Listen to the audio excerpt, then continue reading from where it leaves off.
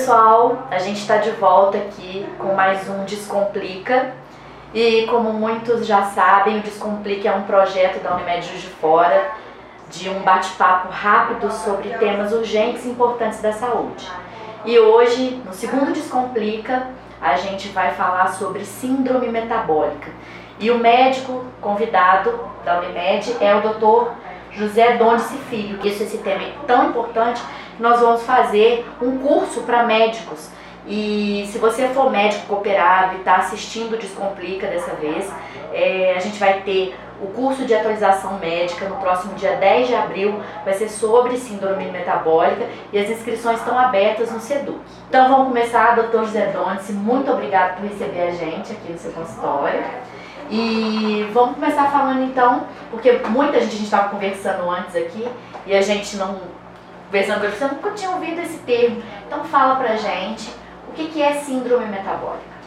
A síndrome metabólica é um termo cunhado final da década de 80, início da década de 90, e cuja finalidade seria agrupar debaixo desse nome, síndrome metabólica, uma série de características comuns a alguns pacientes.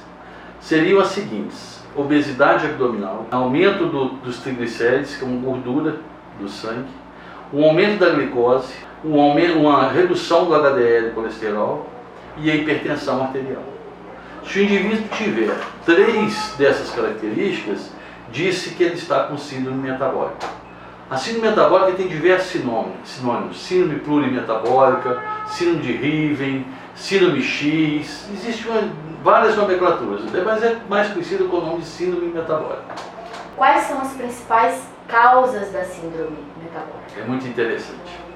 A síndrome metabólica é uma doença da evolução do homem. Lá nos nossos antepassados, o que acontecia? Os homens eram herbívoros. Depois que eles começaram a comer pequenos animais e depois grandes animais, e o fato é que ele fazia uma alimentação hoje e ele não sabia que dia que ele ia se alimentar novamente. Acredita-se que entre uma alimentação, entre uma refeição e outra, esse indivíduo devesse caminhar alguma coisa em torno de 20 quilômetros. Então, quais são os indivíduos que sobreviveram?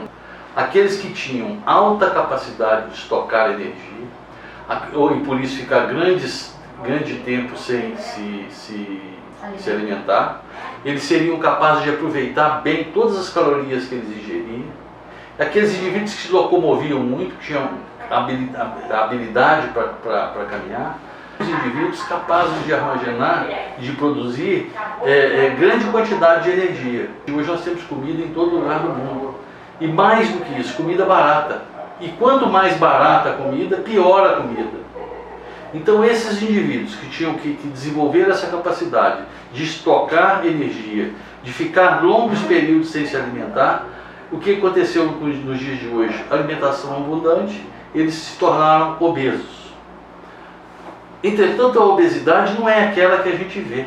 Essa, na verdade, tem pouca importância. O que tem grande importância é a obesidade dos órgãos daquele indivíduo. E por isso que a cintura abdominal é mais importante do que o peso total do indivíduo. Se nós tivéssemos que escolher aqui no consultório ou balança ou fita métrica, nós escolheríamos a fita métrica, porque a presença de obesidade abdominal, ela traz consequências muito mais nefastas do que o indivíduo ser obeso, vamos dizer assim, de um modo geral, né? Ser totalmente gordinho. É claro que se o indivíduo está acima do peso, ele tem algumas doenças que também vão aparecer nele com maior frequência. Mas a obesidade abdominal, ela traz consequências muito piores do que a obesidade, o gordura comum que a gente conhece. Então a gente poderia falar que a principal causa seria a alimentação excessiva e inatividade física. Então juntou os dois, e tem uma passagem muito interessante que durante bilhões de anos, centenas de anos, nós fomos adquirindo essas características. E aconteceu na Segunda Guerra Mundial um fato muito pitoresco, o desenvolvimento que apareceu depois dela, a comida se tornou abundante e o homem, o ser humano, cada dia mais parado. Né? Carro, controle remoto, escada rolante, tudo isso fez com que a inatividade física fosse comum nos dias de hoje. Então, se a gente for falar de fatores de risco, sedentarismo e alimentação excessiva. A síndrome metabólica, ela está associada só às doenças do coração, só do coração ou... Não. Na verdade, a grande associação da síndrome metabólica é com o diabetes. O diabetes, por sua vez, está intimamente relacionado às doenças cardíacas. O indivíduo que tem síndrome metabólica tem 12 vezes mais chance de ter diabetes do que o indivíduo magro. E ele tem 4 vezes mais chance de ter doença cardiovascular do que o indivíduo magro. Agora, eu gostaria de chamar a atenção que a doença não é uma doença cardíaca. Nós estamos tratando aqui, eu sou cardiologista, mas existe o coração metabólico, mas tem também o fígado metabólico, a esteatose hepática. Eu acredito que todo mundo já tenha ouvido falar em esteatose hepática. Quem faz ultrassom é muito comum esse achado. E isso existe em todos os órgãos. Esteatose pancreática, que é a causa do diabetes, o dos músculos, na verdade essa gordura que entranha nos órgãos do indivíduo provoca doença em cada um desses órgãos. Rim, existem casos de insuficiência renal descritos que o indivíduo secundários à obesidade, principalmente a obesidade abdominal. Não sei se ficou bem claro, ela é um conjunto de características. É a obesidade abdominal. E o que é a obesidade abdominal? Cintura maior que 102 em homens e maior do que 88 em mulheres. Talvez esse seja o maior marcador, que ele é sinal de que o indivíduo tem resistência à insulina. O indivíduo tem que ter pressão alta, acima de 14/9, ele tem que ter triglicérides alto, acima de 150, ele tem que ter HDL baixo, 40 para homens, 50 para mulheres, e ele tem que ter glicose alta, acima de 100 mg por decilitro. Como eu disse, se ele tiver 3 dessas, ele é portador de síndrome metabólica. O diagnóstico, como que é feito o diagnóstico da síndrome metabólica? O diagnóstico é clínico, né? Você vai olhar para o indivíduo, você logo percebe, né, aquela protuberância abdominal. Mas você vai lá e pode medir essa circunferência abdominal e ver se isso está de acordo com o padrão dele. Isso tem valores normais para diversos locais do mundo. O mesmo valor que é normal aqui não é normal na China, por exemplo. São valores diferentes. Nós não temos esse valor no Brasil, nós usamos o valor do europeu, que é o que mais se aproxima da gente.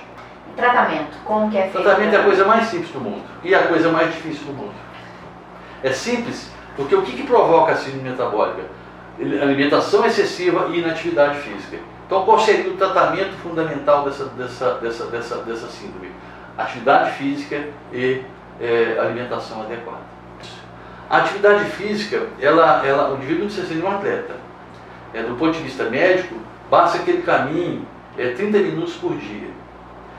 Isso é o suficiente do ponto de vista médico, mas ele pode fazer melhor, né? Ele pode procurar um personal, nunca fazer uma atividade muito forte, porque isso traz outros problemas para esse indivíduo.